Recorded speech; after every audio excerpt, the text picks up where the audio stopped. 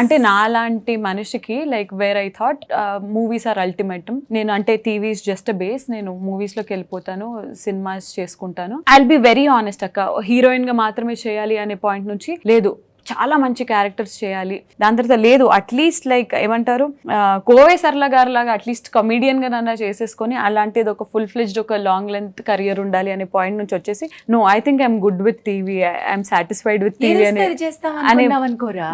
అంటే నాకు ఇదే కావాలి కాదు, నీ టాలెంట్ ని ఎవరు ఎలా ఉపయోగపరచుకుంటారనే ఒక ఓపెన్ ఆప్షన్ వాళ్ళకి వదలాలి. శ్రీముఖి ఇదే చేస్తుంది, ఝాన్సీ ఇదే చేస్తుంది కాదు, శ్రీముఖిలో ఇంత టాలెంట్ ఉంది, ఝాన్సీ ఇన్ని రకాలుగా వైడ్ గా పోర్ట్రే చేయగలిగే పొటెన్షియల్ ఉన్న వ్యక్తి అని వాళ్ళకి తెలిస్తే, మనం ఏమిచ్చినా చేయగలిగే ఓపెన్నెస్ ఉంటే, మల్లేశన్ లాంటి అమ్మ పాత్ర అయినా, కౌసల్య కృష్ణమూర్తి లాంటి నాటు పాత్ర అయినా it will work out. But I loved all your characters అక్క.